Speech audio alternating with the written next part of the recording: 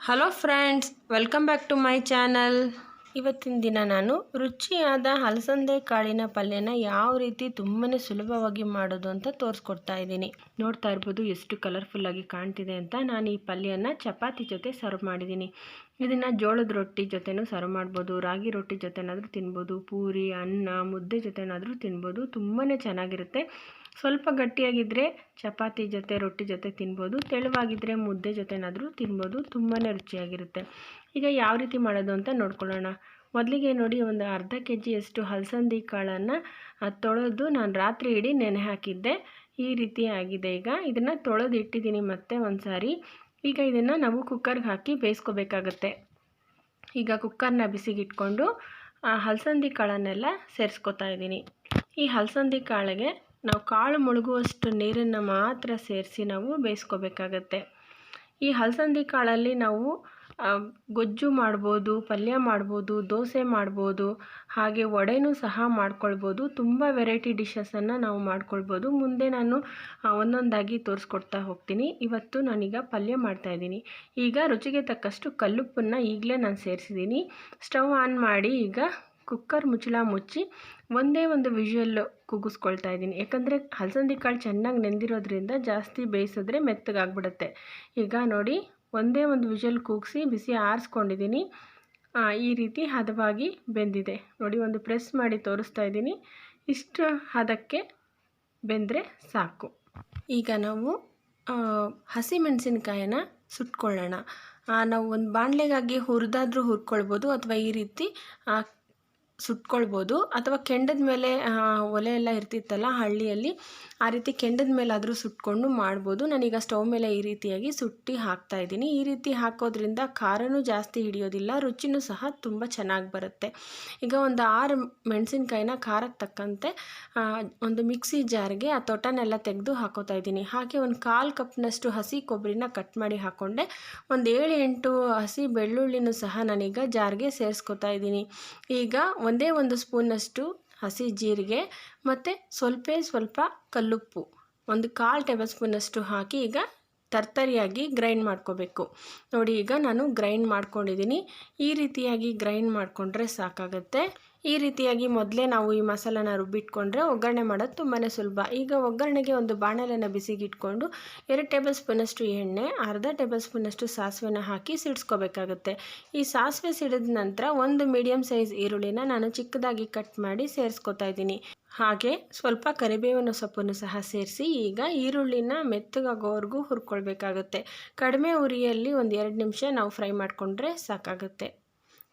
ನೋಡಿ, ಈಗ colour change ಆಗಿದೆ. ಈ ಟೈಮಲ್ಲಿ ನಾವು ಮೊದಲೇ ರುಬ್ಬಿಟ್ಟಿರುವಂತಹ ಮಸಾಲೆನ ಹಾಕ್ಕೊಳ್ಬೇಕಾಗತ್ತೆ. ಈ ಬೆಳ್ಳುಳ್ಳಿ, ಕೊಬ್ಬರಿ, ಜೀರಿಗೆ ಎಲ್ಲ ಏನು ಹಾಕಿ ರುಬ್ಬಿಟ್ಕೊಂಡಿದ್ವಿ, ಈ ಮಸಾಲೆ ಪದಾರ್ಥನ ಹಾಕ್ಕೊಂಡು ಅದರ ಹಸಿ ವಾಸನೆ ಹೋಗೋವರೆಗೂ ಈಗ ಒಂದು 2 ನಿಮಿಷಗಳ ಕಾಲ ಮೀಡಿಯಮ್ ಉರಿಯಲ್ಲಿ ಫ್ರೈ ಮಾಡ್ಕೊಳ್ಬೇಕಾಗತ್ತೆ. ನೋಡಿ, ಈಗ ನಾನು ಈ ರೀತಿ ಹುರ್ಕೋತಾ ಇದ್ದೀನಿ. ಈ ರೀತಿ ನಾವು ಹುರ್ಕೊಳ್ಳೋದ್ರಿಂದ ಹಸಿ ವಾಸನೆ ಸ್ವಲ್ಪನೂ ಇರೋದಿಲ್ಲ. ಬೆಳ್ಳುಳ್ಳಿ ಚೆನ್ನಾಗಿ ಹದವಾಗಿ ಬೇಯುತ್ತೆ. ಈಗ ನೋಡಿ, ಹುರ್ಕೊಂಡಿದ್ದಾದ ನಂತರ ದಂಟಿನ ಸೊಪ್ಪು ಹಾಕೋತಾ ಇದ್ದೀನಿ. 1 ಕಟ್ಟಿನಷ್ಟು ದಂಟಿನ ಸೊಪ್ಪನ್ನು ಚೆನ್ನಾಗಿ ತೊಳೆದು ಅದನ್ನು ಚಿಕ್ಕದಾಗಿ ಕಟ್ ಮಾಡಿ ಸೇರಿಸ್ಕೊತಾ ಇದ್ದೀನಿ. ಇದಕ್ಕೆ ದಂಟಿನ ಸೊಪ್ಪು ಹಾಕೋದ್ರಿಂದ ತುಂಬಾ ರುಚಿಯಾಗಿ ಬರುತ್ತೆ ಈ ಪಲ್ಯ. ದಂಟಿನ ಸೊಪ್ಪು ಜೊತೆ ನೀವು ಸಬ್ಬಕ್ಕಿ ಸೊಪ್ಪನ್ನು ಸಹ ಇದೇ ರೀತಿ ತೊಳೆದು ಚಿಕ್ಕದಾಗಿ ಕಟ್ ಮಾಡಿ ಸೇರಿಸ್ಕೋಬೋದು. ತುಂಬಾ ರುಚಿಯಾಗಿರುತ್ತೆ. ಈಗ ಒಂದು ಸಾರಿ ತಿರುಕೊಟ್ಟು ಒಂದು 2 ನಿಮಿಷಗಳ ಕಾಲ ಮುಚ್ಚಿಟ್ಟು ನಾನು ಬೇಯಿಸ್ಕೊತಾ ಇದ್ದೀನಿ.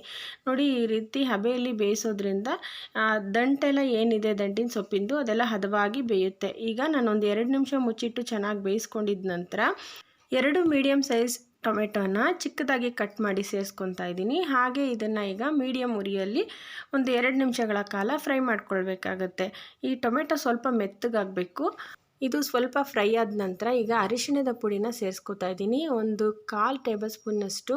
ಹಾಗೆ ರೆಡ್ ಚಿಲ್ಲಿ ಪೌಡರ್ ಅಂದರೆ ಅಚ್ಚಕಾರದ ಪುಡಿ, ಇದು ಖಾರಕ್ಕೆ ತಕ್ಕಂತೆ ನೋಡಿಕೊಂಡು ಸೇರಿಸ್ಕೋಬೇಕಾಗತ್ತೆ. 1 ಟೇಬಲ್ ಸ್ಪೂನಷ್ಟು ನಾನು ಸೇರಿಸ್ಕೊತಾ ಇದ್ದೀನಿ. ಹಾಗೆ ಧನಿಯಾ ಪುಡಿ, ಇದನ್ನು ಸಹ ನಾನು 1 ಟೇಬಲ್ ಸ್ಪೂನಷ್ಟು ಸೇರಿಸ್ಕೊತಾ ಇದ್ದೀನಿ. ಈ ಮಸಾಲೆ ಪದಾರ್ಥಗಳನ್ನು ನಾವು ಸೇರಿಸಿ ಮಾಡೋದ್ರಿಂದ ಪಲ್ಯ ತುಂಬ ರುಚಿಯಾಗಿ ಬರುತ್ತೆ. ಜಾಸ್ತಿ ಪ್ರಮಾಣದಲ್ಲಿ ಇಲ್ಲಾಂದರೆ ಸ್ವಲ್ಪ ಕಡಿಮೆ ಪ್ರಮಾಣದಲ್ಲಿ ಸೇರಿಸಿ ಮಾಡೋದ್ರಿಂದ ತುಂಬ ರುಚಿಯಾಗಿರುತ್ತೆ. ಈಗ ಗರಂ ಮಸಾಲ ಒಂದು 1/4 ಟೇಬಲ್ ಸ್ಪೂನಷ್ಟು ಮಾತ್ರ ಸೇರಿಸಿ ನಾನೀಗ ತಿರುವು ಕೊಡ್ತಾಯಿದ್ದೀನಿ. ಇದರ ಹಸಿ ವಾಸನೆ ಎಲ್ಲ ಚೆನ್ನಾಗಿ ಹೋಗಬೇಕು, ಆಗ ಪರಿಮಳ ತುಂಬ ಚೆನ್ನಾಗಿ ಬರುತ್ತೆ, ರುಚಿನೂ ಸಹ ತುಂಬ ಚೆನ್ನಾಗಿ ಬರುತ್ತೆ. ಈಗ ನೋಡಿ ಒಂದು 2 ನಿಮಿಷ ಹಾಗೆ ತಿರುವು ಕೊಟ್ಟು ಈ ರೀತಿ ಸೊಪ್ಪು ಒಗ್ಗರಣೆಗೆಲ್ಲ ಹೊಂದ್ಕೊಳ್ಳೋ ರೀತಿ ನಾನು ಚೆನ್ನಾಗಿ ತಿರುವು ಕೊಡ್ತಾಯಿದ್ದೀನಿ. ನೋಡಿ ಫ್ರೆಂಡ್ಸ್, ಈ ಪಲ್ಯ ಜೋಳದ ರೊಟ್ಟಿ, ರಾಗಿ ರೊಟ್ಟಿ, ಪೂರಿ ಇರ್ಬೋದು, ಚಪಾತಿ ಇರ್ಬೋದು ತುಂಬಾ ಚೆನ್ನಾಗಿರುತ್ತೆ ಅದ್ರ ಜೊತೆ ತಿನ್ನೋದಕ್ಕೆ.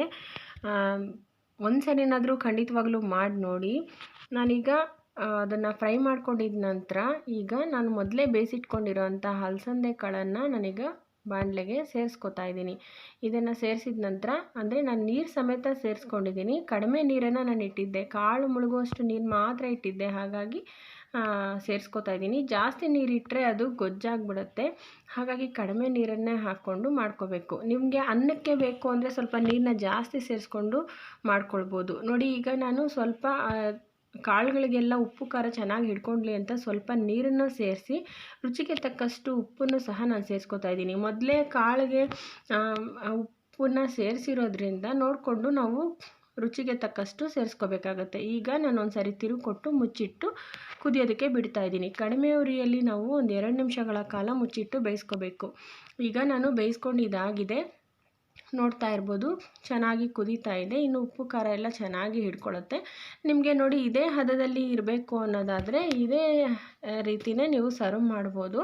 ಅಂದರೆ ಅನ್ನಕ್ಕೆ ಮುದ್ದೆಗೆಲ್ಲ ಈ ಹದದಲ್ಲಿದ್ದರೆ ಚೆನ್ನಾಗಿರುತ್ತೆ.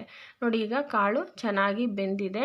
ನಿಮಗೆ ಇನ್ನೂ ಸ್ವಲ್ಪ ಗಟ್ಟಿಯಾಗಿ ಬೇಕು ಅಂದರೆ ಒಂದು ಟಿಪ್ಸನ್ನು ಹೇಳ್ತೀನಿ ಫ್ರೆಂಡ್ಸ್ ಮುಂದೆ. ಈಗ ನೋಡಿ ಇನ್ನೂ ಸ್ವಲ್ಪ ನಾನು ನೀರೆಲ್ಲ ಹಿಮಿರ್ಲಿ ಅಂದ್ಬಿಟ್ಟು ಮುಚ್ಚಿಟ್ಟು ಬೇಯಿಸ್ಕೊಂಡಿದ್ದೀನಿ ಒಂದು 2 ನಿಮಿಷ. ಈಗ ಬೆಂದಿದೆ, ನೋಡ್ತಾ ಇರ್ಬೋದು. ಸ್ವಲ್ಪ ತಿಳಿಯಾಗಿಯೇ ಇದೆ. ಇದಕ್ಕೆ ನಾನು ಟಿಪ್ಸ್ ಹೇಳ್ತೀನಿ ಎಂದಿದ್ದೆ ನೋಡಿ. ಇದು ಸ್ವಲ್ಪ ಗಟ್ಟಿಯಾಗಬೇಕಂದ್ರೆ ಕಾಳುಗಳನ್ನು ಮಾತ್ರ ತಗೊಂಡು ಮಿಕ್ಸಿ ಜಾರ್ಗೆ ಹಾಕ್ಕೊಂಡು ಅದನ್ನು ಗ್ರೈಂಡ್ ಮಾಡಿ ಹಾಕ್ಕೊಂಡ್ರೆ ನಮಗೆ ಆ ಗ್ರೇವಿ ಗಟ್ಟಿಯಾಗುತ್ತೆ. ಈಗ ನೋಡಿ ಒಂದು ಸೌಟ್ನಷ್ಟು ಕಾಳನ್ನು, ಬರೀ ಹಲಸಂದಿ ಕಾಳನ್ನು ಮಾತ್ರ ತಗೊಂಡು ನಾನು ಗ್ರೈಂಡ್ ಮಾಡಿಕೊಂಡು ಈಗ ಬಾಣಲೆಗೆ ಸೇರಿಸ್ಕೊತಾ ಇದ್ದೀನಿ. ಈ ರೀತಿ ನಾವು ಮಾಡ್ಕೊಳ್ಳೋದ್ರಿಂದ ಗ್ರೇವಿ ಗಟ್ಟಿಯಾಗಿ ಬರುತ್ತೆ. ಆಗ ಚಪಾತಿ ರೊಟ್ಟಿಗೆ ಎಲ್ಲ ತಿನ್ನೋದಕ್ಕೆ ಹದವಾಗಿರುತ್ತೆ. ಇದು ಕುದೀತಾ ಕುದೀತಾ ಇನ್ನೂ ಗಟ್ಟಿ ಆಗ್ತಾ ಹೋಗುತ್ತೆ. ನೀವು ನೋಡ್ತಾ ಇರ್ಬೋದು ತೆಳುವಾಗಿದೆ ಅಂತ ಅಂದ್ಬಿಟ್ಟು, ಆದರೆ ಇದು ಕುದೀತಾ ಕುದೀತಾ ಇನ್ನೂ ಗಟ್ಟಿ ಆಗ್ತಾ ಹೋಗುತ್ತೆ. ಈಗ ನೋಡಿ ನಾನು ತಿರುವು ಕೊಡ್ತಾ ಇದ್ದೀನಿ. ಇದನ್ನು ಒಂದು 2 ನಿಮಿಷ ನಾವು ಕುದಿಯೋದಕ್ಕೆ ಬಿಟ್ಟರೆ ಸಾಕು, ಹದವಾಗಿ ಪಲ್ಯ ತಯಾರಾಗುತ್ತೆ. ಈಗ ನಾನು ಮುಚ್ಚಿಟ್ಟು ಕುದಿಸ್ಕೊತಾ ಇದ್ದೀನಿ. ನೋಡ್ತಾ ಇರ್ಬೋದು ಈಗ ಚೆನ್ನಾಗಿ ಕುದೀತಾ ಇದೆ, ಹದವಾಗಿ ಪಲ್ಯ ತಯಾರಾಗಿದೆ. ಇದು ಬಿಸಿ ಆರಿದ ನಂತರನೂ ಇನ್ನೂ ಗಟ್ಟಿ ಆಗುತ್ತೆ. ಹಾಗಾಗಿ ನೋಡಿ ಇಷ್ಟರ ಹದಕ್ಕೆ ನಾವು ಪಲ್ಯನ ತಯಾರು ಮಾಡಿಕೊಂಡ್ರೆ ಸಾಕಾಗುತ್ತೆ.